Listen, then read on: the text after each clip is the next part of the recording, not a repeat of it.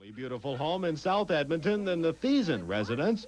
Rhonda, or Morticia as she prefers at this time of year, usually spends a whole day gearing up for October 31st, making her one of the most dedicated ghouls you'll ever meet.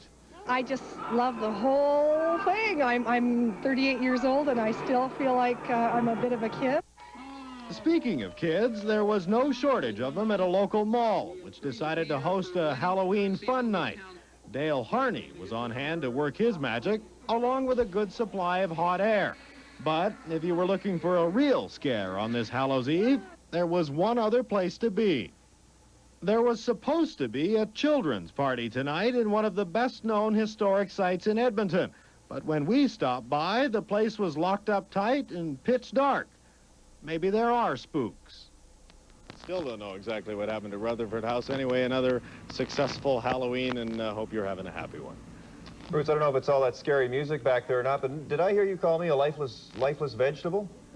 A lifeless vegetable? Well, that's, I suppose, a matter of opinion. Incidentally, I don't think I look a thing like that guy, although No. I do dress like that at home sometimes. I wanted to ask you, you've been out there all night here tonight, braving all the spooks and goblins, but any signs here of any trouble tonight? You know, we checked with Edmonton Police not 1 hour ago, and they told us that there was a few reports of bigger kids stealing candy from little kids, you know, big tough guys. Anyway, other than that, not much of anything. No real reports of vandalism or anything like that going on. Just essentially what they're calling a very quiet Halloween. Okay, thanks very much, Bruce. You bet. Bruce Frisco reporting live from Halloween Alley. Well, every year, haunted houses are set up for Halloween, but tonight, a rally group transformed City Hall into a house of horror that hits citizens close to home. The public was invited to put up gravestones for programs that have met the acts of budget cuts. The social services slasher appeared to remind the public of the number of social programs which have either been cut or had their budgets slashed.